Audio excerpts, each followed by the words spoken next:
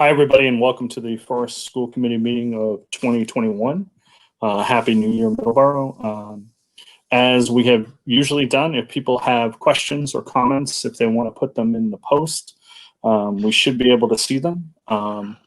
With that, I will turn over our first item of business, our student representative, Natalia Parkinson. So Natalia, we'll welcome you, and thank you for coming. Thank you. For tonight's update, I have an update for CPAC. So on Monday, January 25th, CPAC is co-hosting a free virtual binder organization class for any student on an IEP or 504 plan to help organize all of the important papers that your child has. The first 25 participants to enter will receive a 4-inch binder with dividers to help get you organized. You can register at getorganized@mcpac.org. Then on Friday, January 12th at 6:30 p.m., CPAC will be hosting a virtual paint night of Heartsy Puppy. Tickets are $10 and all painting supplies are included within your ticket price. The pickup for materials will be on February 9th behind the MEC from 5 to 7 p.m. You can register at puppy.mcpac.org. Registration will be open until February 5th. For the MEC, everything is going well. Everyone enjoyed a long winter break and we're excited to come back to school. They have been focusing on science, technology, engineering, and math lessons and activities since the start of the new year. Students and teachers really seem to enjoy these hands-on learning lessons. The character word of the month is cooperation, which is a bit of a challenge considering the current situation. It is a challenge to teach 4-, 5-, and 6-year-olds how to cooperate when there is no sharing allowed and they have to stay 6 feet away from their friends. But despite this, the kids continue to do well with following the COVID guidelines. Then this week, there's no update from the MKG or HBB. But moving on to the Nichols, closing out the first trimester, NMS had 139 students receive high honors and 234 students earned honors. This is approximately half of the student population. The staff and administration are so proud of their students for persevering through these COVID-19 times. The Student Council is successful in meeting on a regular basis, planning school-wide events, and the next school council meeting is Tuesday, January 19th. Term 2 progress reports will be going home on Friday, February 5th. And lastly, Nichols Middle School will be focusing on their professional learning community meetings on social and emotional learning from now until June. Moving on to MHS, congratulations to Cam Morgan and Faye Heffernan for participating in the Senior District Music Festival. MHS Student Council was successful in hosting their first meeting of the new year yesterday, January 13th. All sports teams have had an amazing start to their seasons. Updates can be found on the Middleborough Athletic Department social media pages and on the Athletic Department's newsletter. Then tomorrow, January 15th, there will be a picture retake day for cohorts 3 and 4. And lastly, there's still a tutoring opportunity. The MHS National Honor Society is offering tutors to anyone who is in need of extra help in any subject. You can fill out a Google form that can be found on Branagan's bulletin and reach out to Aileen Petty or Mrs. Levy for any questions. Thank you. Thank you very much, Natalia. Does any member of the committee have any questions for Natalia? Natalia, it looks like you're going to get off easy tonight, so thank you very much. We appreciate all your help. Thank you. Next item on our agenda, does any school committee member have anything they wish to bring up? Seeing no one, I will move on. And then the next item on our agenda is the two MEA co-presidents, Kate and Sam. And so we will welcome Kate and Sam and turn it over to them. Thank you, ladies. Good evening. Good evening. I don't have that much to talk about this evening. Just the fact that semester 1 is going to be ending in about 11 days at the high school. We're going to start semester 2, and that student and faculty schedules are being finalized. We're looking forward to moving on and starting our new classes and finishing up the ones that we are working on. And things seem to be moving in the right direction at the high school. Okay, I don't have too much to report at the moment. We are getting creative with ways for fundraisers and fun events for students in the district. For example, I know there's a virtual book fair that's going to be occurring where all the books are shipped directly to the families, an online book fair with, no contact.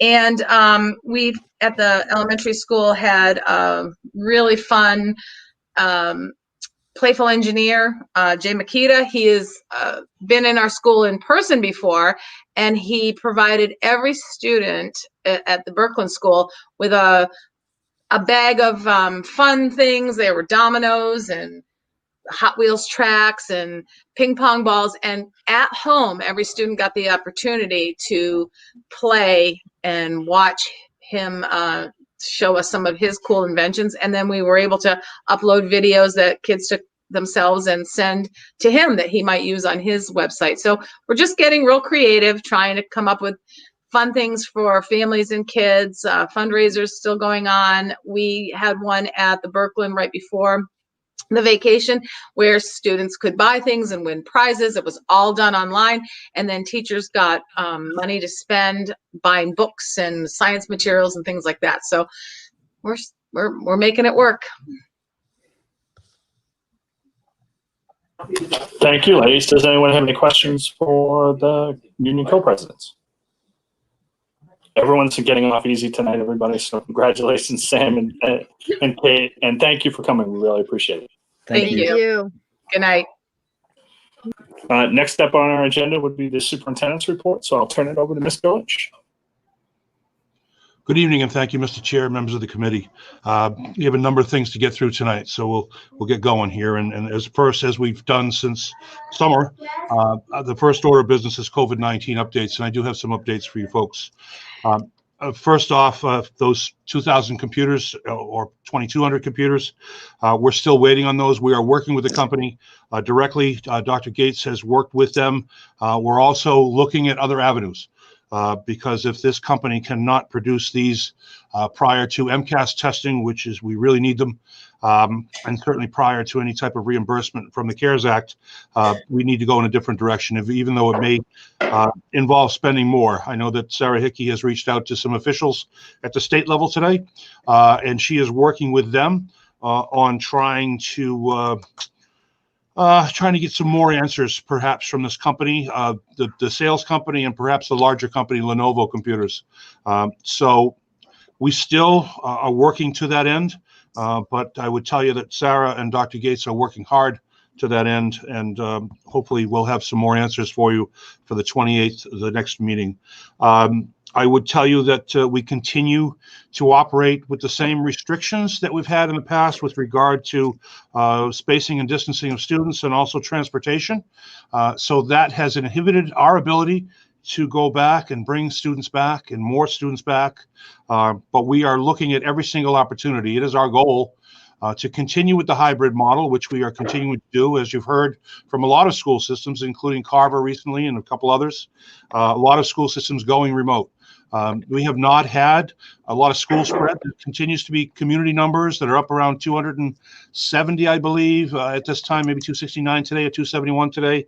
But our school numbers are at a manageable level. And when students contract COVID and we have distancing around them and contact tracing, all those students are removed from the building. And I would tell you that we are featuring a new digital dashboard for our school district, and Mr. Siciliano is going to pull that up on the screen so folks can know how to get to that. This is going to replace my sort of letters that every time somebody came down or came down with a COVID case, if we had a COVID case in the district, I was sending letters out, and actually it sort of became white noise because it was the same letter with just a different location. So we wanted to update that so we'd have an instant. So if you go on the website and you go down, straight down underneath the bulletin board, the first top left is COVID-19 data dashboard. You click on that, and it will bring you right to the dashboard, which will give you all of the district updates of district-wide personnel who are currently an active case. That would involve somebody in central office or somebody who has administrative position that's district-wide. You also have then student counts. And if you look at our active cases right now, we have 4 at the MEC, we have 3 at the HBB, we have 5 at the Mary Kay Good, we have 6 at the Nichols, and we have 7 at the high school. This will be updated tomorrow. This is going to be updated every Friday. So this is basically information as of January 8th. Information will come out tomorrow, obviously, as of January 15th. These numbers will change as people come off and come back to work, or people come back to school. They're no longer active cases, but they may be replaced by others. This does not include those students who are determined to be close contacts or faculty that is determined to be close contacts. This is strictly cases that we know and have confirmed cases of COVID. We cannot go into any more detail in this. I know that folks are interested that when it says Nichols, what grade, what cohort, what homeroom, I understand that, but we still have to maintain the intent of this is just to inform out of how many cases we've had, and we do have to maintain the confidentiality of individuals. So this is a new feature as of last Friday, and I do appreciate Sean Siciliano and Dr. Gates for working on this. I also appreciate the Hanover Public Schools, Matt Ferrin, superintendent. I reached out to him, and his folks reached out to our folks, and they really worked on this. I found them to be a model. Myself and Sean and Dr. Gates did look around into a number of school systems, and we liked their sort of workable dashboard. Ours is less detailed than ours, but if you look below, you can click on the Department of Public Health daily dashboard. You can click on a number of links that will bring you to other places. If you go to Hanover's, it does have these on the main dashboard. But we chose just to leave Middleborough cases here on the Middleborough dashboard. But you can go with more interest. You can go to some of those other links and get more of that information. So again, I did mention the fact that we have not had a great deal of school spread, or really any school spread. The spread has been out in the community. We continue to monitor. Our color is red in our community, but again, we want to keep our kids in school as much as we possibly can. In fact, we want to get them in more if we possibly can. So, and we continue to work on that. We'll continue to work, especially at the lower grades, if there's any possibility of getting our students back in. But again, we're limited by space and we're limited by transportation. So we continue to, like I said, we'll continue to look at those things as we move forward. We have changed our school reopening guidelines to reflect new CDC information that's out there with regard to the traditional 14-day quarantine has now changed and reduced, and there's a new formula based on their evidence and their data. So that is included in there, and we are integrating that into our day-to-day operations. So those are basically some COVID updates. I would certainly stop there and entertain any questions you have about recent information with COVID. I did hear from a couple of you folks this week that you had tuned into the dashboard and that you liked what you saw. And I do think it's a nice way of communicating out. It's really, I'm not going to say it's impossible, but it is something that it really can't be managed day to day accurately. So that's why it's going to be done by the week. And that's the way most school systems, in fact, any school system with a dashboard is really doing weekly updates. So any questions on any COVID-19 related items? Anybody have any questions for Superintendent? Mr. Rowe. Thank you. Through you, Mr. Chair. Mr. Superintendent, just out of curiosity, I don't know if you have this at the ready, it's more of a building by building, but with the close contacts, that's not on the dashboard, but I'm assuming that's playing into attendance. How is that playing out in the district? Not exact numbers, but a ballpark. Is there any influence on or impact on the attendance of students and staff? Well, thank you, Mr. Rowan, to you and to the rest of the committee. The good thing about having the remote setup is that when a student does go or has a situation where they have close contact, especially at the elementary level, they can go to a remote classroom in the cases of the middle school and in some cases the high school. But it does definitely, it affects our attendance when they go close contact. So the numbers, we don't publish the numbers of close contact. They tend to be usually 5 or 6 a case, sometimes none. In the case of we have students in cohort 4 who are fully remote, so they have no close contacts, obviously other than the home. But when we have the close contacts, we try to keep those students involved. At the middle school, they can go right into the remote class. At the elementary school, we provide work for them at home, and for 2 or 3 days a week, depending on their model, they can hop right into the remote class, so they don't miss a whole lot. But it does affect attendance, there's no doubt about it. But the alternative is to have those students in school and potentially spread even worse or spread more. So that's why when they're determined to be a close contact within 6 feet for 15 continuous minutes, they have to be removed from school so we can avoid the spread, which we've been able to do, and do some concentrated cleaning in those areas, in addition to the cleaning that goes on every day anyways. So. Thank you. Other questions? Teresa? Just Mr. Lynch, just to piggyback on what you were saying, my daughter was a direct contact and she's a 4th grader. And the teacher that she has in 4th grade just sent us right to the remote 4th grade teacher, and she just joined her. Yep. And it was very well done, and it was seamless. She just jumped right in, got the same kind of work done. They're following the same curriculum, and she went right back to school right on track. So it was very well done. I was very impressed. Teresa. And the teachers are at each grade level are coordinating with one another. So yep. They're sort of stepping in time with regard to curriculum and moving forward. So yeah, yep. And that's at the elementary level. Thank you. And Rich, I saw you had your hand up. Yeah, I just wanted to thank you, Superintendent Lynch and Sean and Dr. Gates, for putting this together. I think it's incredibly important to see this type of stuff, but also I wanted to just give a shout out. I had the opportunity recently to talk to the interim health officer, Bridget Sweet, at Middleborough, who sounds like she's doing a great job. But she had nothing but praise for our Paula Magnasco, coordinator of nursing. And so I just wanted to throw a shout out to Paula for all the great work that she's doing. Thank you, Mr. Oakley. That was my next point before moving on, because Sean and Melanie sort of set up the computerized piece to this, but they worked very closely with Paula Magnasco in determining how this was going to play out and how this was going to roll out in the district. And she's been a great addition. As you know, we brought her on with what's called ESSER money, which is the new money that came through the COVID and CARES Act. And we anticipate actually that we're going to get more of that ESSER money that may carry us further down the road with years.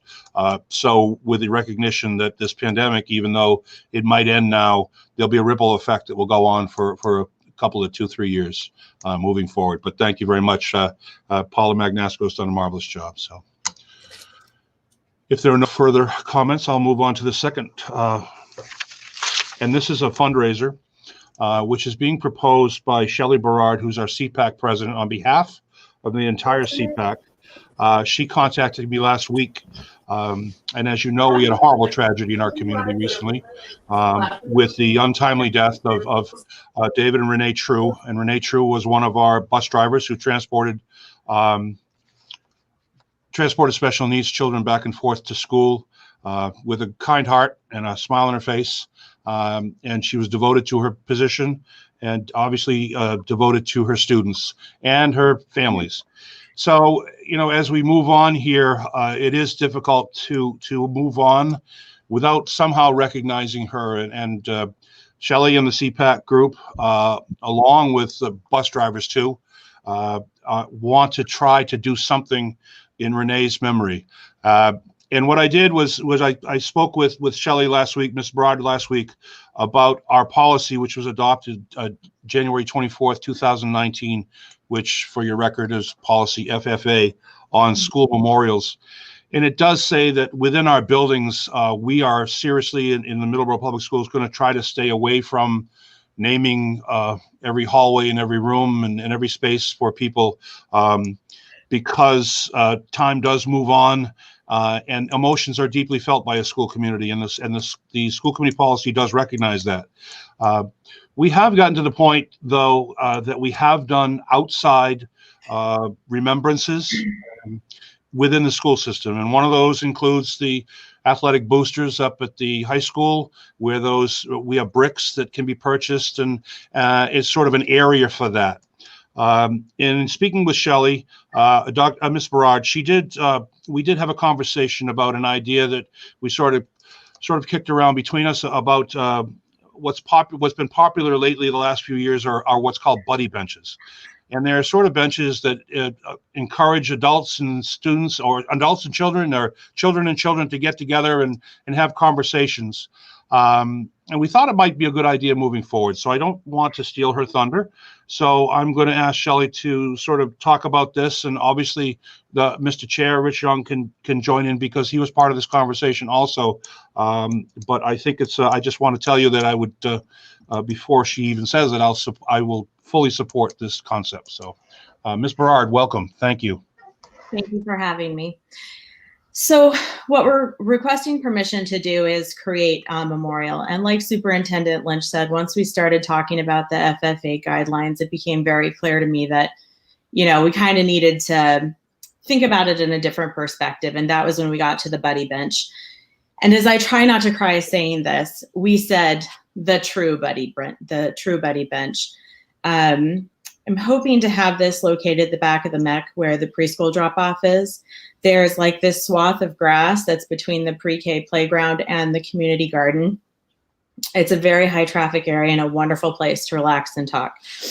The location has a great deal of value to the special needs community, as it's very much where our special needs journey begins.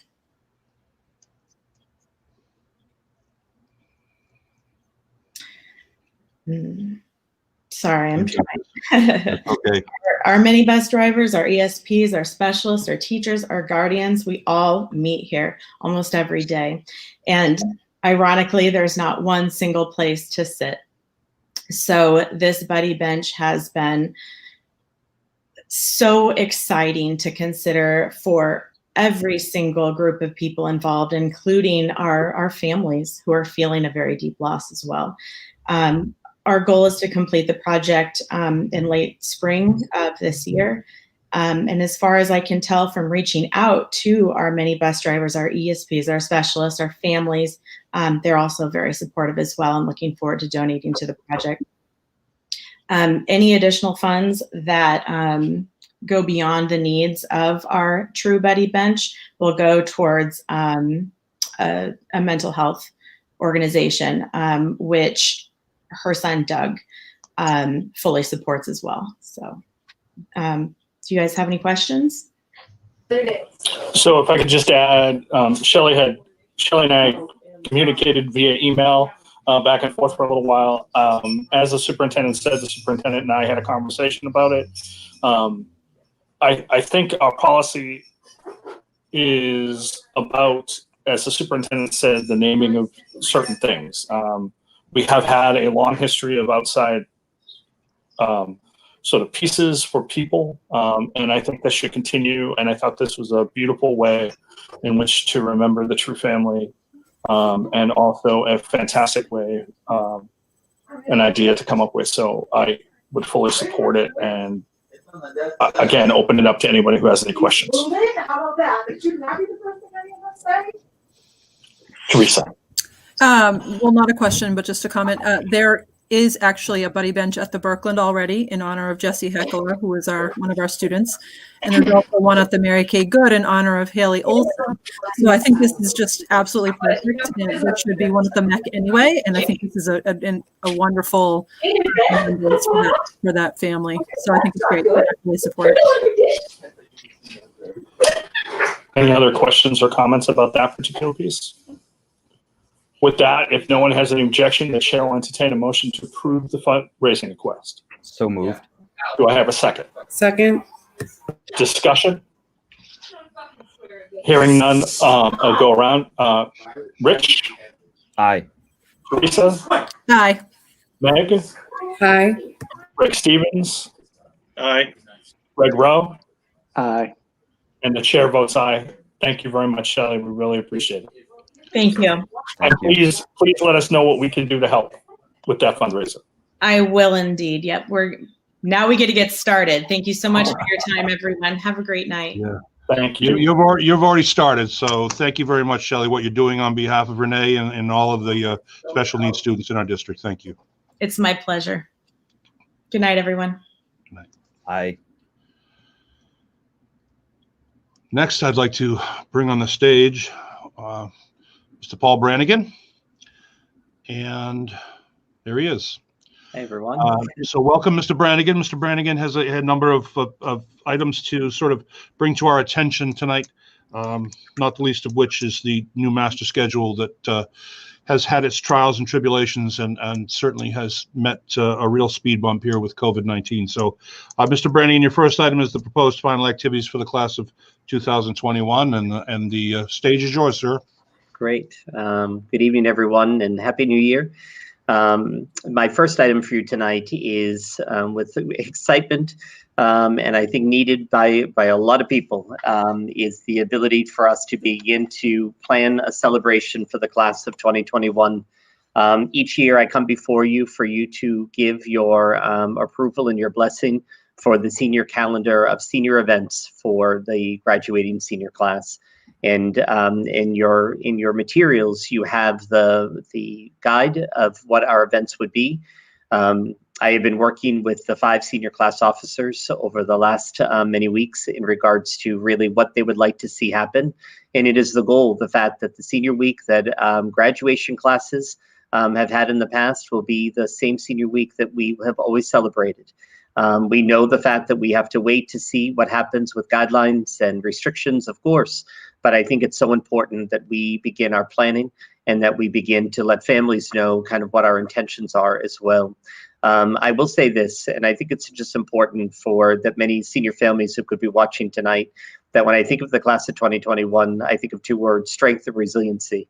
For this class to be able to go into their final year of high school with this kind of new reality in the moment, they have been tremendous. And I know it has been very difficult with those final moments that have not been able to happen. But I am so hoping that as things develop, that maybe our spring will be very different.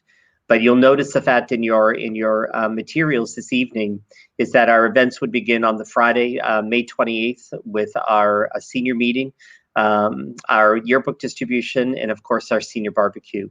And with the potential of us being able to do things outside, perhaps, it would be intended that with the stadium now in play, that may allow for us to do some of that as well.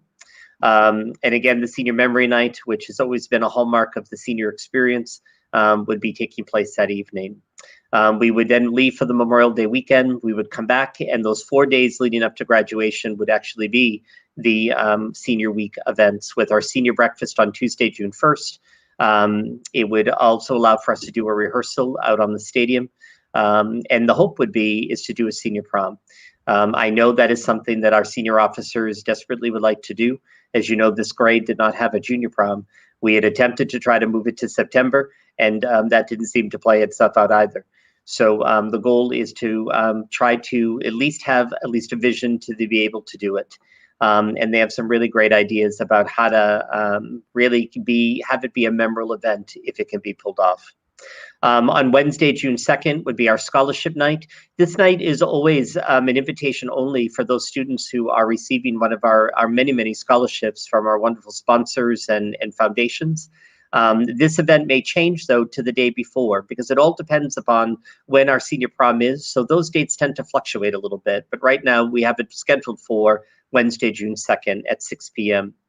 On Thursday, June 3rd would be the senior last assembly. It would be all of our final rehearsals. And I wanted to note the fact that our senior officers, because with the new building and a new journey and a new chapter, that we have been working on a design of a brand new cap and gown that will begin with the journey with the class of 2021. And with the senior class president, Mandy Buchan, and her senior officers, We gave them some potential designs that weave the black and the orange into the gown together. They really came up with a really nice design, and we're looking forward to seeing that come to fruition. Our senior last assembly will be held that evening on June 3rd, which is our big awards night and recognition program.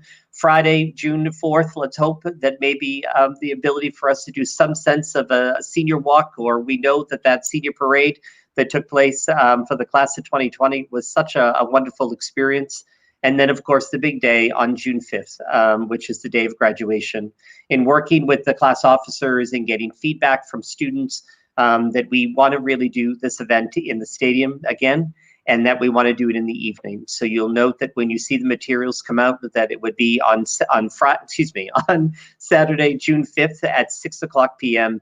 in the stadium, and it will be a nice way to end the day and end a really, let's hope, an exciting week and maybe a little bit of more normalcy. So to the committee, I give you our plan. And we hope the fact that if you approve it, then we will begin to communicate with our families as we would do with any senior class. And we know the fact that this is all contingent upon COVID guidelines and restrictions at the time. Do we have questions for Paul? Mr. Oakley, go right ahead. Yeah, this is great. And it's my sincere hope, as I'm sure it is yours and all of your planners, that the world is a different place in 5 months or so, 4 months or so. So I guess all I would ask is that if the world is not a different place by then, that we kind of have two different plans going at the same time, so that we can make full use of all these months between now and then, so that there's a backup plan if we can't do these things. Absolutely, Mr. Oakley, thank you. I think that would be kind of, and some of the lessons learned from the spring is the fact that you need to have those backup plans and the contingencies. So I think part of what we're doing now is to really have it be that at least we know what our plans are and the dates, and then how we can work around those dates as well. So if it ends up being that we need to modify something or change something, it allows for us to be able to kind of at least have a target that we know the fact that potentially we could do our events, but just with the restrictions in place. So absolutely, there would be probably a plan B, C, and a D as well. Sure. And I know you well enough by now. I should have known better than to ask that question, but thank you very much. I'm fully in support of this. It's important. Thank you. Paul, the only question I have is around the prom more than anything, because everything else is housed on site. Is there any place taking reservations or anything like that now, or are we sort of, is this like, the hope later on, you know what I mean? It's really the hope later on. We really have not done any sort of major planning on any kind, because we know many of these venues would not even allow an event like a prom to happen. I know that our senior class officers, and I don't want to steal their thunder, but they're really considering doing something pretty close to home. As you know, the fact that they did not get to have that rite of passage of having that prom at the town hall. And so I think that there is some thoughts about trying to do something more local. And again, it's all contingent upon whether or not we can actually do these things.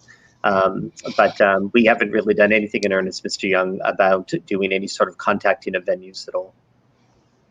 Thank you. And just one comment, Paul, which is, until you mentioned it, I guess I hadn't even thought of that these kids have both missed out on the junior prom and now have potential problems with the senior prom. So that's, I can't even imagine how awful that is, given what, for many kids, what this, that last week is always about and wants to be. So I appreciate any effort we can make. It's the same thing we went through, Paul, last year, which is we tried to do everything we possibly could to make it special for these kids, and I would continue to do that.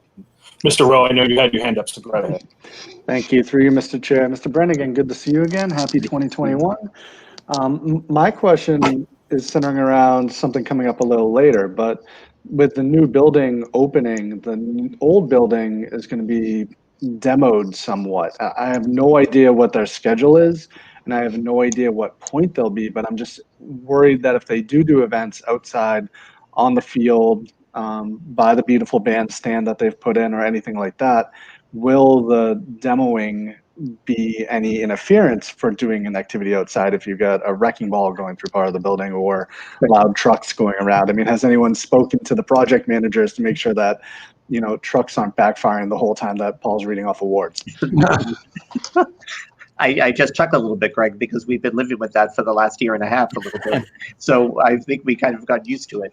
I think with the potential phasing of when we move into the new school and the current building is the abatement begins, that I think that where they're planning on having the fencing and the boundaries would almost be where they are currently now.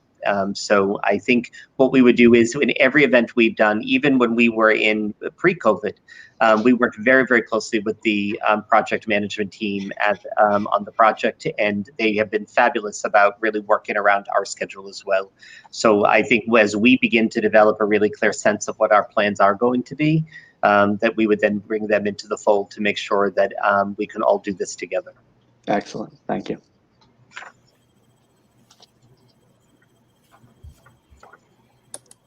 Ms. Farley, you had your hand up, so go right ahead.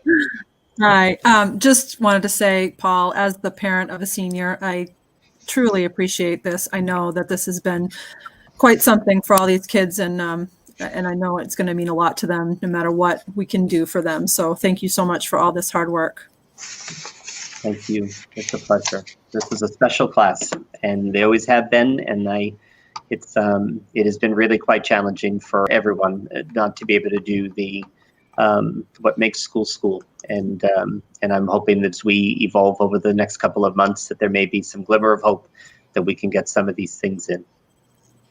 Thank you. Teresa. Any other questions about that? Then if no one minds, Chair will entertain a motion to approve Senior Week. So moved. Do I hear a second? Second. And we'll go around. Mr. Stevens? Aye. Mr. Rowe? Aye. Ms. Janess? Aye. Ms. Farley? Aye. Mr. Oakley? Aye. And the chair votes aye. Congratulations, Paul. You have your Senior Week. Thank you. And the next item is, Mr. Branagan, is the master schedule. And just to sort of premise Mr. Branagan's comments, just to give you a little history, in our last negotiations with the Middleborough Education Association, we agreed to form a joint committee of school administration and education association members, including faculty at the high school, with the idea that we would have a new schedule ready to go for this year. It was a contractual item, it was a contractual agreement, and we realized at the end of last year, it was impossible to get it ready for this year because of COVID and all the things that happened to the schedule last year. And again, we find ourselves, or that the high school finds itself in a position of frustration, number one, but number two, of submitting a joint letter from this committee, from Mr. Paul Branagan representing the high school administration, and from Sam Desharnes, the co-president of the Middleborough Education Association, basically asking for more time. And the association is certainly willing to, has agreed that this would be something they would agree to, basically. So, Mr. Branagan, go ahead, please. Yeah, thank you, Mr. Lynch. I think you said it perfectly, that it is incredibly frustrating. We have been working at this, and I know the fact that there has been, in January of 2020, we had made the agreement of a plan. And we were mobilizing as a block scheduling committee to be able to have an entire new schedule done and vetted so that we'd be able to launch a new schedule in the fall of 21. And through the month of January and February, we had mobilized our faculty. We had created subcommittees because we knew the fact that we needed to have the buy-in of the faculty and also their voice in the major rocks that needed to be moved. It's important for the committee as well as our community to know the fact that this current high school schedule, albeit it has some perks to it, it has some challenge to it as well, has been our schedule since 1997. And so there's a lot of pieces that needed to be vetted in order to make sure the fact that we were launching a schedule that was going to be a better thing for our kids. And we started to do that work. And I think it's important to give a little bit of a timeline. In January and February of 2020, we had begun the process of mobilizing the faculty, as I had said. We had created subcommittees of time on learning, looking at graduation requirements and the number of hours that the state requires. Advanced placement, because we have such a growing population and growing program that we needed to make sure the fact of how do we engage that important part of our school. We created a senior capstone experience of really looking at what does the senior year look like and how do we reinvent and rethink teaching and learning. An early college program, our electives review, special education, graduation requirements in our credit system, really the updating and the work of the infrastructure in Aspen, and then of course the personalization or the Sachem block that we were calling it, which was our advisory. So we had gone through all of that prep work, came up with our goals, we had our committees formed. And on March 3rd, if you remember, was the last full day PD day, professional development day the district had. In the morning, we had done an entire program on rethinking teaching and learning at the high school. This was all contingent upon our work for the vision of the graduate, which was a major piece of our work as we begin to rebuild our accreditation that's happening in 2024. On top of that, it also was the springboard into the afternoon work where all of these subcommittees got together to come up with their battle plan, to come up with their goals, and to come up with the timeline that we were going to be able to meet these big rocks that needed to be moved by the end of the school year. A week later, we closed. And from there, it was all on of figuring out how do we redo what we're doing in our school. The committee met in mid-April as we realized the fact that we needed to figure out how we were going to engage. At that point, the committee, in all full earnest, did their very best to figure out how can we create these entry points and keep this going. Some of the venues and companies that we were researching to help us in terms of like the advisory block, they were not actually working at the time. And so it just became a real challenge. And then it became trying to reopen a school. So in real transparency, this committee has not met again until December. And in December, it became really quite evident the fact that there was no way that we were going to meet our targets to be able to create a brand new schedule for the fall of 21, which is why we decided as a committee to write a joint letter to you to ask for more time. And I want to give the rationale as to why. The high school schedule, which I know I have a part in a little while in regards to really what we have been doing, but this has been an incredibly complex fallout of really working within a COVID world with this high school schedule, trying to maintain graduation requirements, maintaining experiences and opportunities for kids. This has been really difficult. And I'll tell you the fact that I'm anticipating there will be a lot of cleanup that will need to be done when we're back to somewhat sense of normalcy. And that what we all decided as a committee, the administrative side and as the MEA, was that we really wanted to make sure the fact that we were not embarking on a process and a journey that we really didn't have an idea of the tenets of what that schedule would even look like. And knowing what we know, that we would be able to do all the work of making sure our students are getting what they need. And then from there, being able to again hit the restart button to mobilize these committees and to ensure the fact that we have a updated high school schedule, which is a goal for this building. So I appreciate your consideration, and I would take any questions. Do people have questions for Paul around this particular piece? As Brian mentioned, it is contractual. And although the committee put a note in for delay, we would have to vote on that particular piece.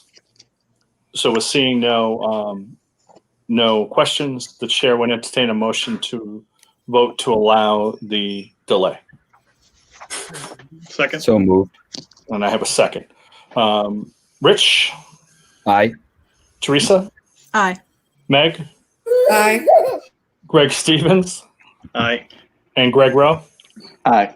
And the chair votes aye. Thank you very much for all your hard work on this, Paul. And I know it's as frustrating to you as it is to everybody involved because, you know, we've tried to work on this for quite some time. So, but thank you for what you're doing. I thank you for your consideration and your support on this, and we will be back, and we will have a schedule. Just so I appreciate the pause. Thanks, Mr. Branagan. And as we move on, we mentioned school committee policy, FFA, earlier. There is a school policy that governs scholarships and that requires any new scholarship be approved by this board.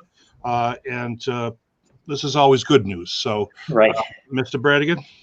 Absolutely. I have one, thank you, Mr. Lynch. I have one scholarship at this time that I have before you that has been brought to us once again from the unbelievable support of the Oak Point Homeowners Association.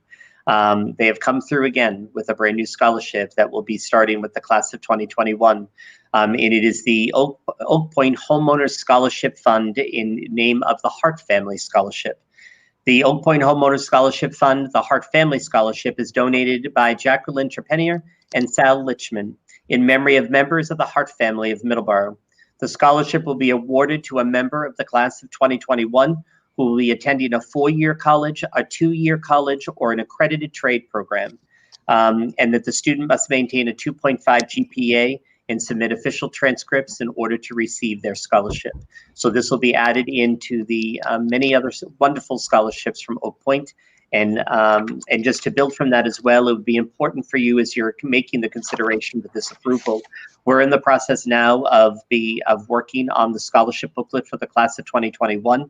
The goal is to go live with the document on February 8th. There would be a scholarship evening for families on February 10th, and all of this will be sent out to senior families, so please know that.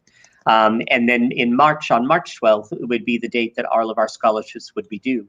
And then we do all the processing with our foundations and sponsors and such to be able to have everything done by the middle of May in order to be able to present the 2021 scholarships. So I am very grateful to the Oak Point Homeowners Association and for this new scholarship, and I appreciate your consideration.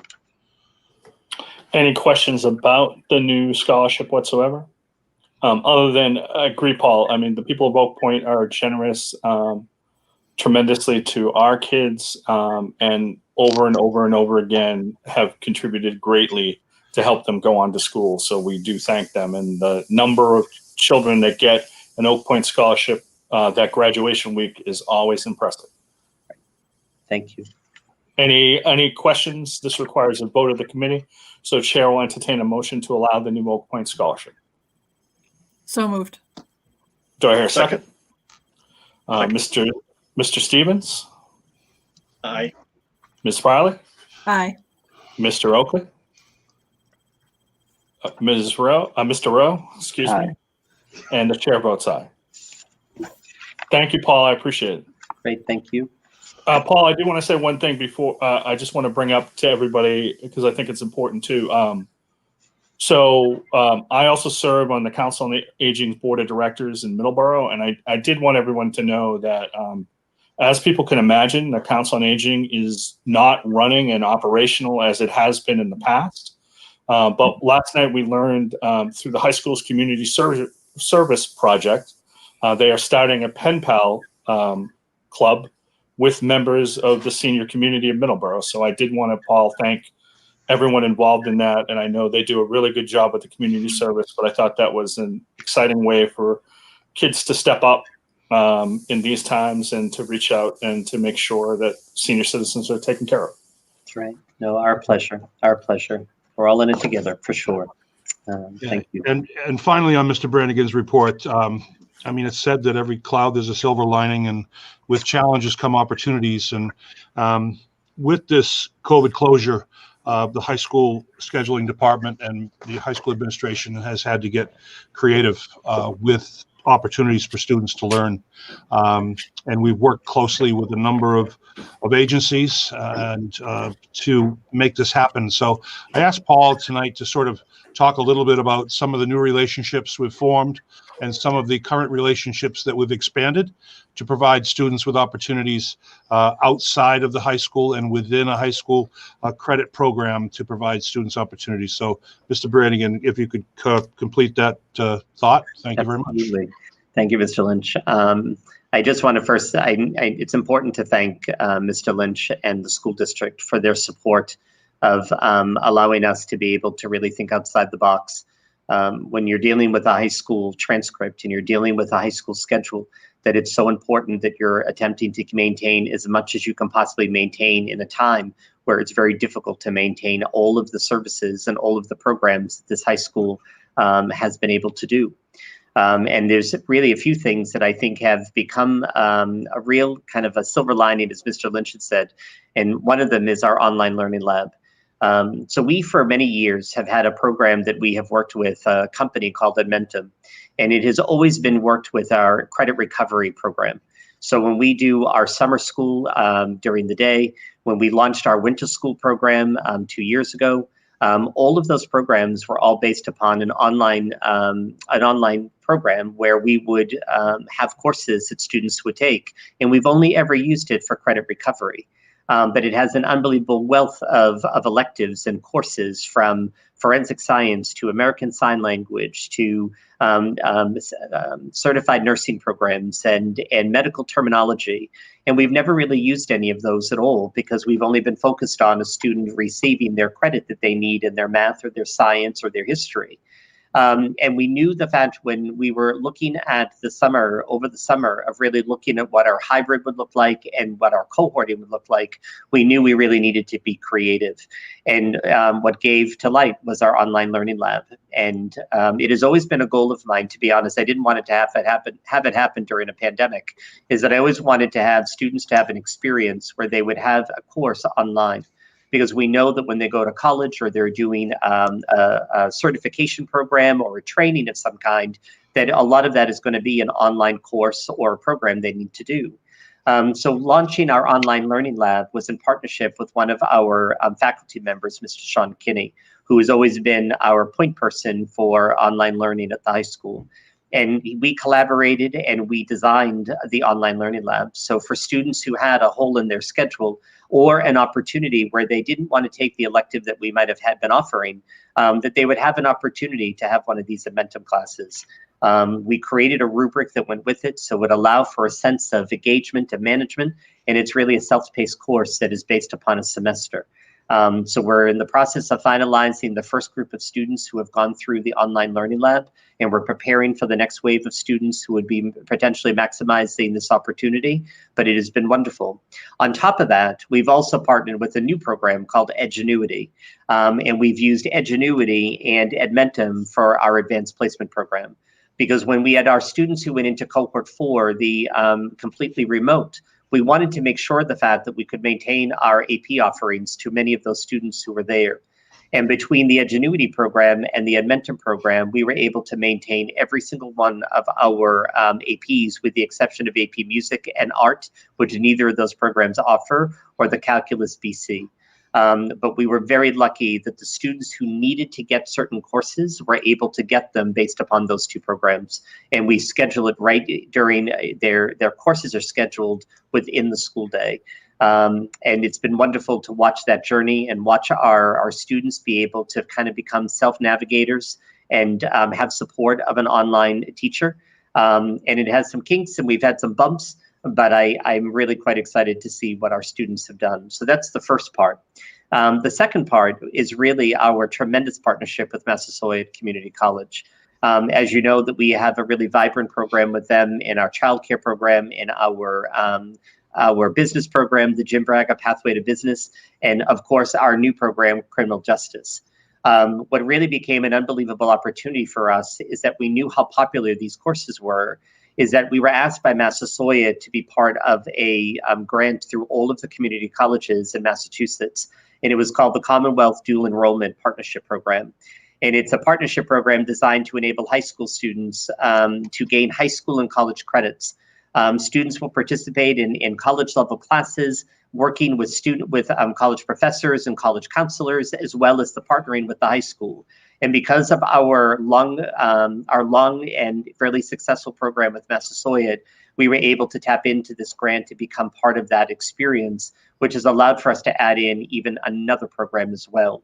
So what we did is we took our criminal justice program and we added in a sociology course. So for a lot of our students who are finishing criminal justice, who may have an interest in potentially going into law enforcement or into criminal justice in some way, shape, or form, that we thought the next course for them would be a sociology course.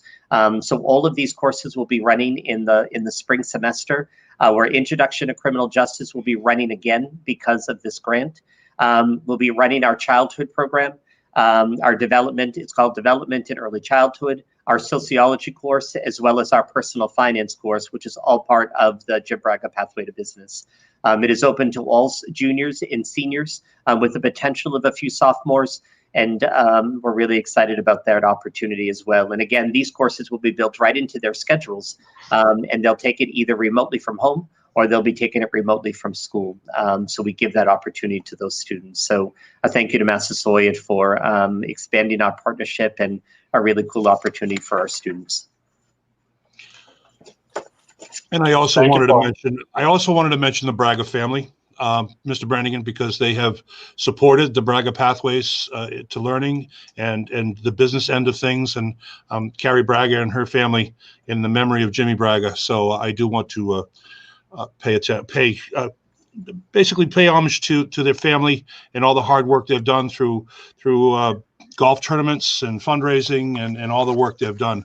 There's talk about the possibility maybe ending those fund drives at this point, but I know that Mr. Branagan has had conversations with Carrie Braga, and again, we thank the Braga family very much. Absolutely. Thank you. If there are any more questions, if there are no further questions, I just wanted the committee to hear about all those extra opportunities that came as a result of the closure and some things that we were able to do. So thank you, Mr. Branagan. We appreciate you being here tonight. Thank you, everyone. And we will move on. Next up is Ryan Sylvia. As you know, he's become a fixture here at our meetings because as we move on through our sports year, there have been challenges, obviously, that have beset us. One of those challenges recently is working with a South Shore League. South Shore League is really separate realities. We're all over the place, and it starts in Hull and it ends down in Mashpee, and it comes over as far as Middleborough and Carver. And there's some difference of opinion with boards and athletic directors and principals about directions that we should be going in. And one of these is fan attendance, and there's been some issues brought up by our hockey board in particular with regard to attendance at hockey games, which is really not a school setting, and a sort of a different type of a setting. But we have had some solidarity in the South Shore League. We've agreed that we would respect the majority, and we've continued to respect the majority within the South Shore League. Like I said, there have been sort of separate realities within the South Shore League. We've had Cohasset just as early as this evening announced that they would be foregoing their sports until at least January 18th. So they've sort of bowed out of league competitions till to January 18th. I'm not sure if Mr. Sylvia was aware of that yet, but he has athletic director meetings on Friday mornings. I have superintendent South Shore League meetings on Friday mornings also. And so far, they have held the line with regard to fan attendance. We are sensitive to especially senior parents, obviously, but really any parents. And the hockey parents, the hockey group is a very supportive group, and presented us with a very well-written letter talking about the need really for parents at hockey games to attend. The potential for student injury is greater in those games, and difficult to transmit the sort of hockey match as opposed to a basketball game. So I don't want to go any further without bringing Ryan into the conversation, but I do want the folks in Middleborough to know that we have advocated for a sort of a kinder, gentler approach, really, if you will. And so far it's sort of fallen under deaf ears because some of these communities that we're dealing with have much higher numbers than we have with regard to COVID in their community and their schools. We have been fortunate not to have that, but we also want to avoid any type of spread, whether it be league spread or otherwise. So Ryan, welcome. Thanks. Thank you, Superintendent Lynch, school committee. Thanks for having me tonight. I do have a little bit of an update other than just the fan attendance, but we started back on December 14th with our practices, and games started around January 6th, January 8th, and we've pretty much gone through without interruption to this point. Knock on wood there. The one exception being our cooperative gymnastics team that is with Carver High School. They just recently went remote for a 10-day span, but our gymnastics team will be back up and running with them, next week. So as far as the South Shore League spectator protocols, it's a difficult situation, and I've answered numerous emails from every different sport with concerns from parents about being able to watch the games. And I just want to say that the most difficult part about this winter season has been telling parents and families that they can't be there to support their kids and watch their games. It's the hardest part. I hate to have to do it, but it's part of being a league. And what happened with this pandemic is that most leagues in the state aligned together and kind of formed their schedules together. So we have a very compact season that is only with, you can only play a certain number of games per week. And then with cancellations, reschedules, teams going on quarantine and then coming back, it makes it very difficult to even find an opponent outside of your league to schedule and play a game with. So if we do not fall in line with league protocols, there really is no game to play. And so we have asked the South Shore League to put this topic on our weekly meeting agenda every week for the duration of the season. And we're going to, if there's a way that we can get parents an opportunity to see a game in person, then we're going to do that and we're going to make it happen. And unfortunately right now, that's not the case. We're still under this spectator ban. And so we have to kind of go by that until further notice. That kind of brings us to the next point, which is the live streaming of games. We're using various services and recording games when streaming's not possible. We stream through what we're using right now, StreamYard, to the YouTube channel, the NFHS network, which is an automated camera fixated in the MHS gym, Live Barn, which is the live streaming service at the hockey rink, and we know that's not a great picture, but at least they're able to see the game and what's going on. And then Facebook Live. And the difficult part is none of these technologies are foolproof. We had NFH camera that we purchased 3 years ago. We've actually been live streaming in the MHS gym for 3 years now. It hasn't got as much use as it is now, or as we hope it to get now. And we tested the camera. It worked great, and it runs to a computer that only runs that system. And we went through a whole JV basketball game. We got it up and running and scheduled it to go on for the girls' JV basketball game. It worked for about 30 minutes, and then the computer crashed on us. So we scrambled, and we got YouTube Facebook Live up. And we had the backup recording going as well. And with about 3 minutes left in the varsity girls' basketball game, the internet connection to the Facebook Live went down, and we got it back up and running. So we are doing anything and everything we can to make sure that we stream these games when possible. If we can't stream them, then we are recording them so parents will be able to watch at least after the fact.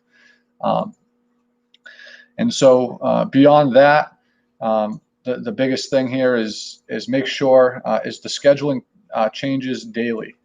Make sure you're checking your email. Make sure students and families are checking email for up-to-the-minute updates.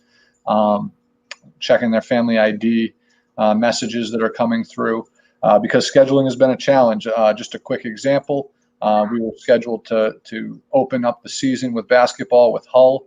They decided to opt out of the season altogether as a league member. And so we picked up a girls basketball game with Notre Dame Academy, a non-league team. And then our boys didn't have a game. Rockland was supposed to play Cohasset that night. Cohasset went out on a quarantine, and Rockland called me the night before they were supposed to play and said, "Hey, can you come play a boys basketball game?" And I said, "Let me call you right back." Yep, we got a bus, we have officials, called the coach. Okay, we're going to Rockland to play a game. And that's happened in hockey already, and it's going to happen throughout the season. So just have to be ready to adjust on the fly all the time.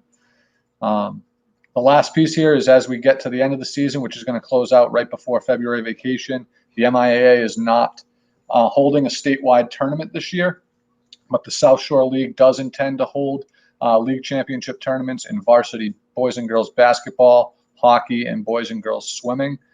Swimming will actually be hosting that at the Birkeland Pool as a virtual meet, so none of the teams will actually be in the pool at the same time. It's kind of interesting, and those will start the week before February vacation and go into February vacation, depending on how deep the run goes. So that's kind of the general winter sports update. Just a couple other notes that we have. Fall 2 is on track to start February 22nd, which is right around the corner. And that is all of those teams that got bumped. So we're talking, and as of now, they are planning on having that season for football, competition cheer, volleyball, indoor boys and girls track, and unified basketball. And then right behind that is spring season, April 25th, with all of our traditional spring sports, baseball, softball, tennis, track, and then wrestling and winter cheer competition, which got bumped to the spring season. So that's my update, and I'll entertain any questions that anyone has at this point. Any questions for Ryan? Mr. Oakley. Thank you very much, Ryan.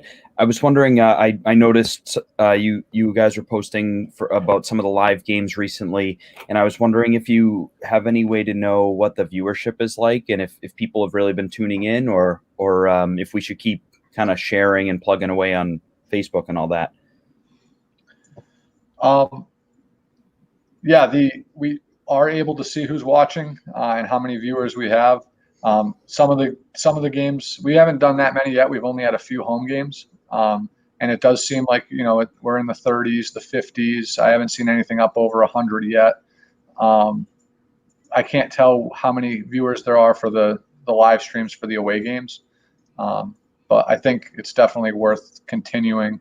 And like I said, I'm in the mindset now where if the game is, I'm kind of using 2 or 3 different options for every game, because one goes down and we have another one ready.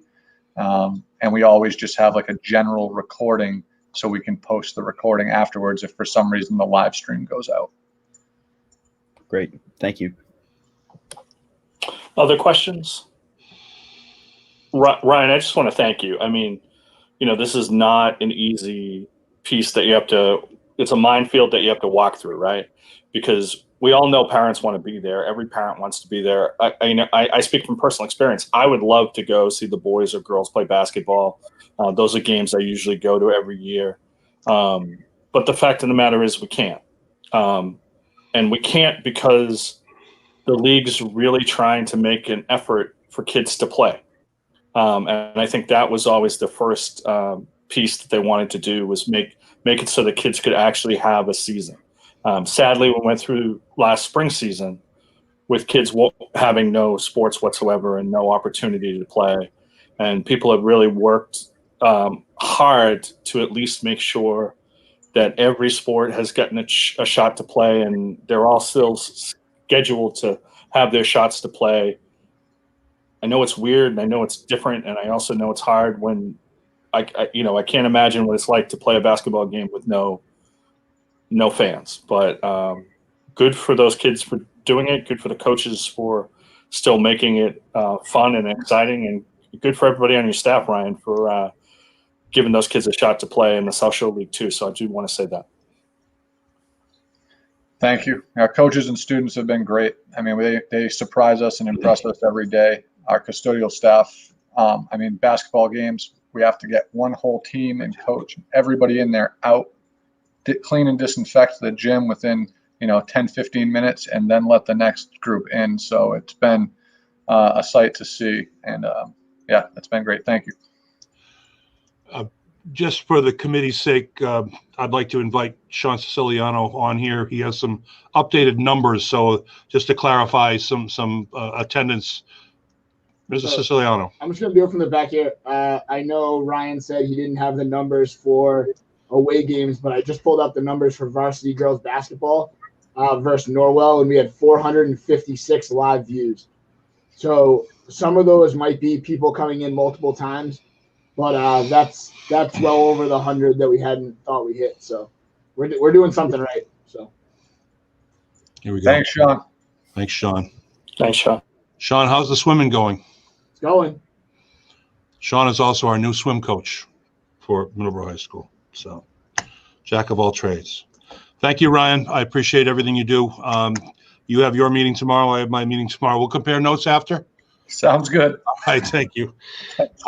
And now we move on to invite Sarah Hickey to the stage, and she has some budget updates. 'Tis the season, and we're going to be getting into it.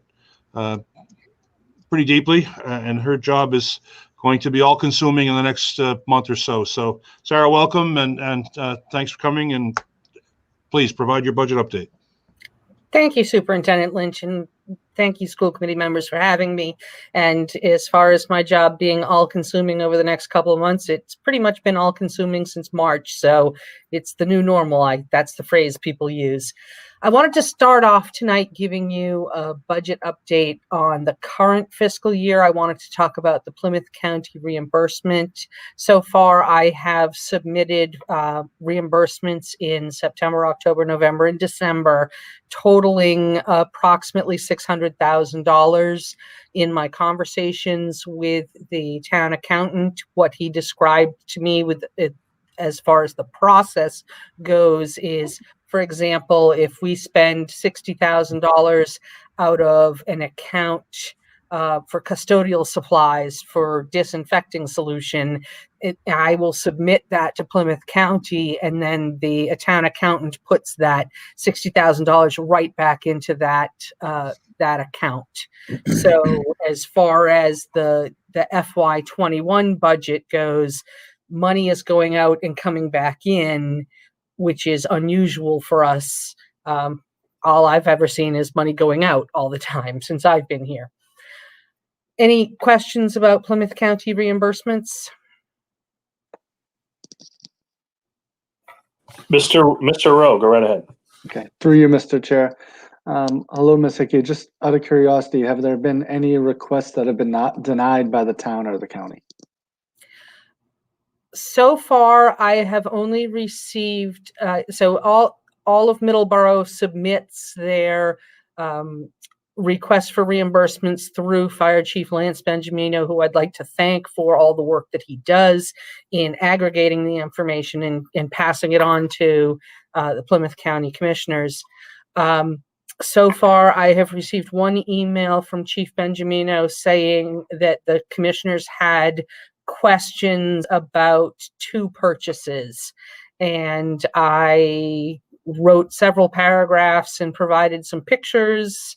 That specifically, they wanted to know about a valve that Jim Hutchinson has used to make the water fountains in the district. We have several water fountains that are bottle filler / water fountains, and the water fountains had to be blocked off in order to be hands-free. And so I provided paragraphs explaining that, as well as pictures, and once that was submitted back to Plymouth County, they didn't say anything further. So I haven't received notice that anything has been rejected. I've only received questions of clarification about 2 items that I submitted in November. Well done, thank you. Other questions for Sarah about that? Then we will move on. So the second part of what I'm going to talk about is the FY22 budget. When I spoke with you last, I mentioned how I had sent the budget detail sheets out to the principals back in November. The budget detail sheets were submitted back to me on January 4th. I've been working diligently last week and this week compiling all of that information, and we'll have materials for the budget subcommittee hopefully early next week. The binders that I know you must love reading through. Any questions about that? Mr. Oakley, go right ahead. Sure. Looking forward to my first real foray into the budget subcommittee stuff. I'm wondering if you have any tips for a brand new budget subcommittee member. Well, if you read your email with the homework that I sent you a week ago with the budget expenditures since 2015, that should give you a pretty good framework for what we're headed for. So the budget spreadsheet that I sent you with the historical data tells you all of the money that was spent on everything for the past 5 years. So if you go through that and then get in touch with me for any questions you might have, that would really position you well for moving forward with next year's money amounts. Sure. Looking forward to getting that first budget subcommittee meeting scheduled. So happy to take part in it. And please let me know whenever you have those dates. Thank you. Rule number 1, keep an open mind and a closed wallet. Ms. Hickey, are you all set? I am all set. Thank you. If there's no further questions. Thank you, Sarah.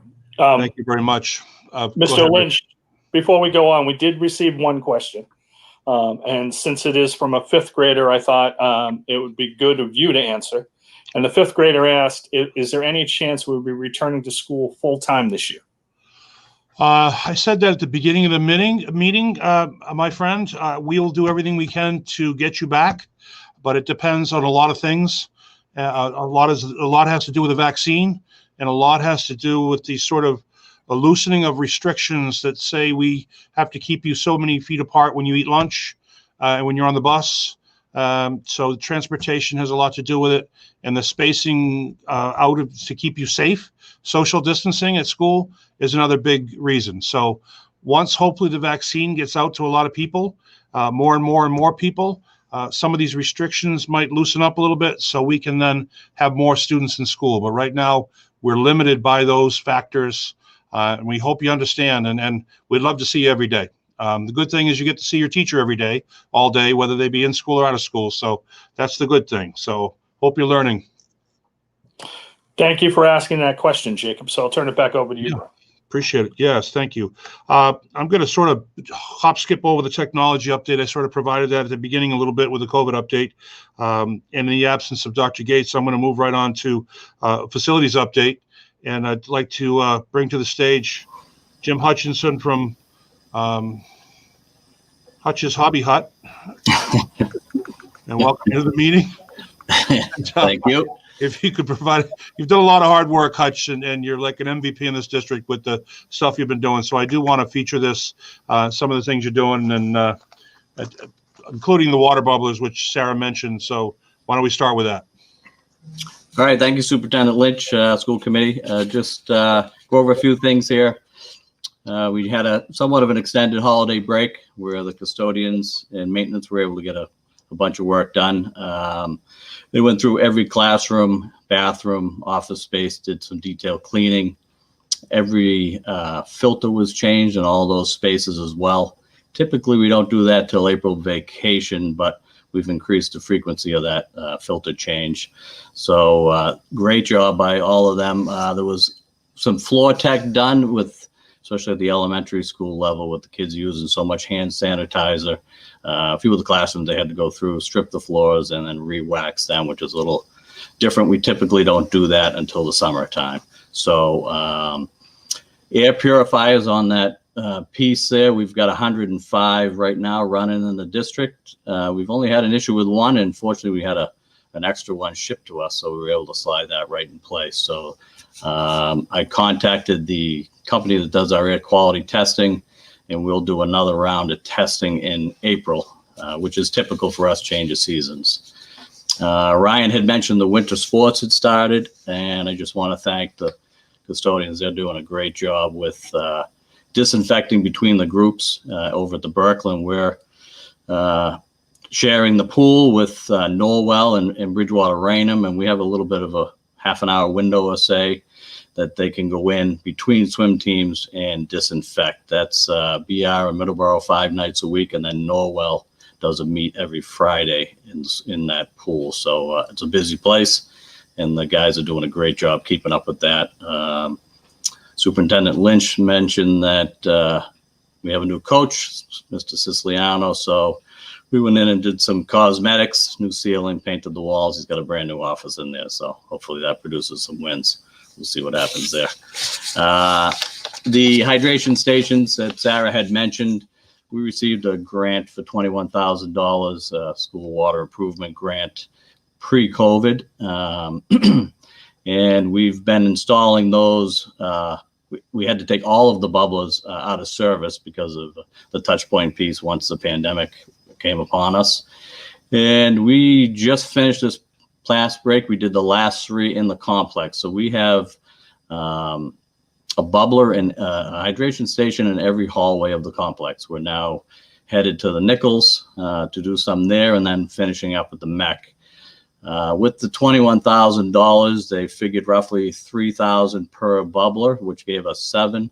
But where we do all the work in-house, we were able to just, actually today I was given the okay to take the additional roughly $1,500 per station, which is earmarked for labor, and purchase additional bubblers. So that's great. So we'll see when it's said and done, but we should get another 7 bubblers, I would think, at least, in addition to the 7 we've already done. So every school will have a bottle filler hydration station in it. That's kind of going to be a way of the future now. I don't know that we'll see those bubblers coming, the regular bubbler go back online. The kids love them. I've gotten some awesome letters from the kids here at the complex, Ms. Lazarovich's class, and a number of other teachers. So I greatly appreciate that. We're right 2/3 of the way through our Green Communities grant, which we did a substantial LED upgrade here at the complex back in the summer of 18, I believe. And now we're heading to the Nichols to do the same thing, a classroom LED lighting upgrade. The 2 building management systems at the Nichols and the Mech were upgraded as part of this. So with the complex lighting upgrade and then the 2 building managements and then the Nichols piece, we're just over $500,000 in green community money, which is awesome. Free money for us to upgrade. The grants at this point are what's called a competitive grant. So we go to the state with what we feel is our biggest need, and they determine if that qualifies, for the payback. And we're very fortunate to get that money, and we've got some additional funding through G&E that helps with the processing of it. So once we complete the Nichols, which hopefully will be the end of March, then we'll again apply for another competitive grant. And this one here will probably be at the complex, where the systems are somewhat dated, but we can put them on a building management system. And once COVID has moved along, have these systems not run 24/7, make them more energy efficient. Right now, we've got every building in the district, univents, rooftop units, circulating air 24/7. So obviously not energy efficient, but it's something that we need to do in these times. So that'll be our next stop on that green community grant, will be the complex. So looking forward to that and hopefully qualifying again for another grant. Any questions? Any questions for Hutch? Seeing no one, Hutch, I can't thank you and your staff enough. I mean, it just time and time again. I know I usually see your car Sunday and Saturday at various points around the district. So we appreciate what you guys are doing. And as we've said 100 times, we couldn't have schools running here unless it was your staff being able to go out of their way and adjust constantly to the changing environment. So we really appreciate that. Yeah, thank you. That hydration station piece it's a lot of racket. We got to rip, the old ones out in the walls and shut power off and shut water off. So holidays, weekends, Scott Beach is great, comes in and assists me with that for the power piece, because some of these electrical sections are pretty dated. So we never know what we're going to run into, but it's been great. We initially started this with money from the MKG PTA, and then when we qualified for that water improvement grant, it's allowed us to go right through all the schools, which is awesome. And I wanted to, in terms of public input, I did want to note for Hutch's sake that I did get somebody who was in the trucking industry in town was asking a question about a new truck that we purchased for the district, which has shiny chrome wheels on it. I would like the school committee to know that we did not order the vehicle with shiny chrome wheels. We ordered a Ford XL bare bones truck, and it arrived with an XLT with $7,000 in upgrades, but we paid for an XL. They could not find an XL in Oxford white in the F550 chassis that we needed for the building. So they decided that they would provide us with the XLT. So we thank Colonial Ford for making that donation to the Middleborough Public Schools, and assure every trucking outfit out there that when you see the Middleborough Public Schools truck go by with the shiny chrome wheels, they were originally ordered as steel, and it's not an extravagance that we afforded. It was an extravagance that was provided. So, and thank you, Hutch, from that report from Hutch's Hobby Hut. Very good. Maybe see you down the road at a meeting in the future. Thank you very much. You're welcome. Thanks, Hutch. Yep, you're welcome. Sorry, is that it? Okay. I'd like to end my report this evening with a couple of personnel items that are not listed on the update, but I think it's important that you know. The first is unfortunate. I'd like to let you know that Lisa Andrade White's mother fell suddenly ill on Tuesday. She was brought back.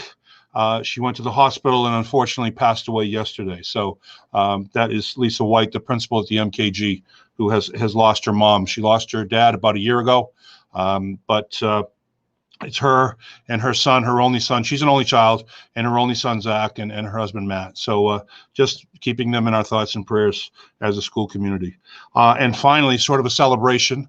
And I know that I had informed the school committee last Friday and that it's been celebrated within the school. But we had an educational support personnel, ESP, named Liz Gunnison. She works in our MEC, our Early Childhood Center, in the kindergarten with Bridget Clements. And she noticed a child eating lunch that was in some food distress. And she proceeded, based on her training, proceeded up to the student and asked the student a question. And the student was not able to respond and was clearly in distress. She asked her a second question as she was not able to respond and clearly in food distress. She performed the Heimlich maneuver and dislodged a large piece of wad of cracker that was in her throat. And the child was able to breathe freely, brought her down to the nurse, checked with parents, family, mom, everything's all set. And by the end of the day, she went on with her daily work in the class. So these sort of small, quiet things that our faculty does that I think need to be celebrated.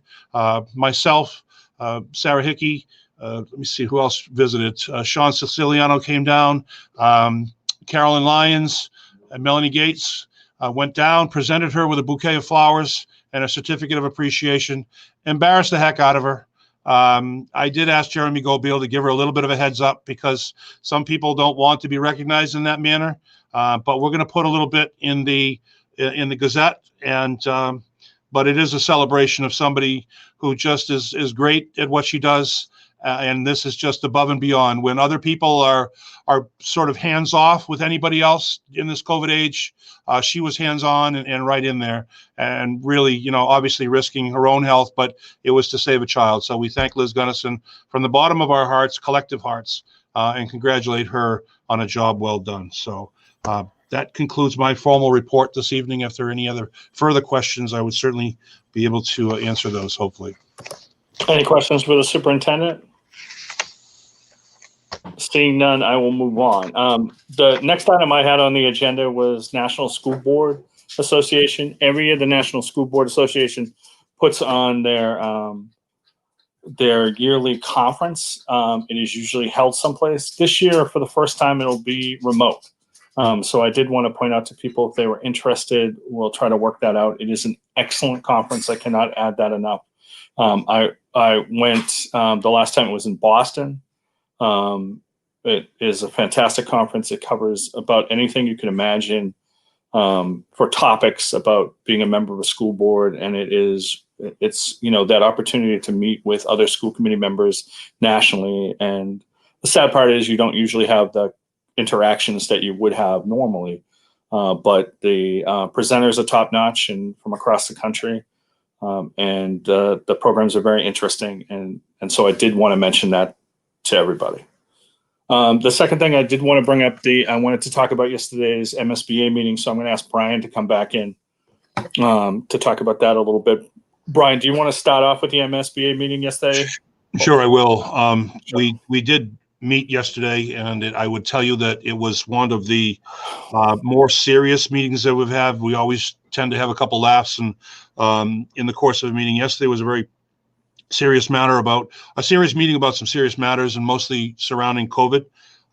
we've had a number of trades. And when I say a number, I mean 6, 7 of our trades have been really decimated by COVID and by a number of workers that have contracted COVID. It has slowed the job down considerably, to the point where, example, is an electric company who are wiring fire alarms throughout the building. The rest of the trades follow them through. Drywall, the rest of the trades follow them through, and they can't do anything until those things are done. So it's come to a grinding, slow pace, even though they're working weekends and Fontaine Brothers is working hard to get the job done. It looks as if, well, it doesn't look as if, we are going to be delayed. We will not be able to get in the building in February. That will make us, we're looking at April, and we're looking at April vacation. So it's incumbent upon the school committee to make the necessary changes in the school calendar. It's incumbent upon the school department to get that information out, which we will be doing in the next couple of days, in terms of letting the general population know that we are now moving from a February move-in to an April move-in. And like I said, the school committee has to now sort of adjust the calendar with the parameters that we have with the contract and such to the April vacation date. So it's unfortunate. Christy Murphy, who was our OPM, like I said, is somebody who is right on the ball and very occasionally joking with us. Yesterday was very serious about the reality of the situation, that we have folks that could potentially get gravely ill. There was some significant spread within the trades, within the workers. They were masked. They're careful about that. There's a safety station that they pass through every morning when they go into the building area. But unfortunately, these people work together very closely. And they're bringing things from home and their communities, and they're coming from all over the area. I mean, I'm telling you, some tradesmen come from Connecticut, from Chicopee, from Springfield, from Worcester, as far down the Cape. So they're coming from all different communities, all going to the same workplace. There's washing stations, there's cleaning stations. It's fogged every night, but we haven't been able to avoid the spread, and it has affected the job. So that's where we're at. It looks like we're talking about an April. We're not talking about. We are looking at an April move-in, and hopefully that is going to be the move-in date at this point. But it all depends. Hopefully we have 2-week quarantines with these folks. People start getting back to work, but that spreading piece continues. And hopefully, like I said, we have managers, construction managers, who are home quarantining now. Fontaine Brothers basically had to shut their camper down, their trailer down, their office trailer down. All of those people are quarantining at home. One has contracted COVID. So it has been pretty much involved, and we avoided it for a long time, but we're at that point where it has affected us. So just a couple of things related to that. Clearly, this is a discussion that happened yesterday. And so Yes. It played out yesterday. So the calendar is not on the schedule, but we did want to bring it up so that people knew we'd have to change the calendar. We're changing the calendar, and it'll be at the next meeting, because the way we had it, we had a professional development day the day before April vacation, the day after, because that was contractual for teachers to be able to move their stuff in and move its stuff out. And so we'll have to move it to April. One piece that I think is really important is the understanding of why we're moving it to April and not waiting till September. The other building has to go down. The current high school has to come down, and it's on a time frame to come down. If there's a delay in that coming down until later, so if we waited until June to start the takedown, then the problem becomes it would incur additional costs to us because of the time frame that things would go in. There's still, after it comes down, there's still parking to be put up. There's a softball field that's going to go there. There's curb cutting and everything like that. It would incur additional costs. So therefore, we have to move it. So obviously we want to save the town money, and that's the big part to us. So that's that particular piece and the calendar piece. So we'll open up if anyone has any questions. Brian and I will try to answer it for you. I would just say that as a family, if you're looking at the February vacation, you should be looking at just the old traditional February vacation. That's what we're looking at. I would tell you that as we move forward. This calendar will not be changed to the 28th of January at the next meeting, but if you're a family, you can basically assume that that day before, day after, that schedule we had for February vacation is going to be the traditional vacation. We'll be done on the Friday before, and we'll come back on the Monday after February vacation. So I'm not speaking for the school committee, nor do I, but I just letting folks know out there, this is going to be tight in terms of changing the calendar. The questions or comments? Mr. Rowe. Through you, Mr. Chair. It sounds, hopefully this is an optimistic question, but it sounds like as long as we open in April, there'll be no major costs assumed by the town for this delay of February to April. Through you, Mr. Chair. Mr. Rowe, that is the case right now. Fontaine Brothers has assured us initially that there would be no additional costs incurred as a result, because it basically involves payroll. It involves paying individuals and contractors that they're subcontracting with. So that's basically what we've been told thus far. Whether that changes as we get further down the road, I'm not sure. But right now we've been told by Dave Fontaine Jr. that it would not be additional costs involved. I would also add there is contingency money if necessary. There's $4 million of contingency money in the budget for emergencies, et cetera, but and change orders. But we've been told so far that is not the case. And like I said, that may change. But there's a monthly meeting, the second Wednesday of each month. So tune in if you'd like. So, Greg, also to add to that, as Brian just said, we are under budget for the project as a whole. But in addition, as everyone knows, there are additional costs due to COVID related items. For example, those stations that needed to go in, an additional nurse we hired on site, a wide variety of additional costs. All those additional costs have been picked up with the COVID Relief Act and will continue to be picked up under the new COVID Relief Act too. We are putting in for those and seeking reimbursement for those. Ms. Hickey mentioned the reports that she sends in for reimbursement. That includes that trailer that came in would not be a cost that would normally be incurred as a result, and were a result directly of COVID. So we've been putting them in for reimbursement, and we have been receiving those.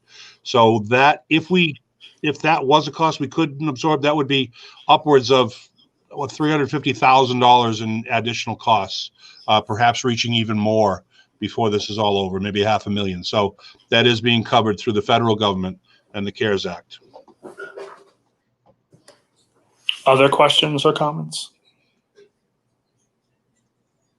So, we've tried to keep this item on the agenda, and we'll continue to keep it on the agenda to update everybody as best we can. As the superintendent said, I'm not looking for a vote because it is not on tonight. But does it make sense for the superintendent's office to send out to families that there will be a change in the calendar at next meeting? Thank you. Yeah. Okay. I just wanted to make sure that everyone was on board with that. Oh, Greg, go right ahead. Just a question about, do we have to renegotiate with the teachers union to make that change? No, calendars are prerogative. As I said, these two pieces have to fall within the move-in dates because those are the contractual pieces, not when they happen, Greg. And everything that we've discussed with the union the entire time was about, obviously, there could be changes in dates.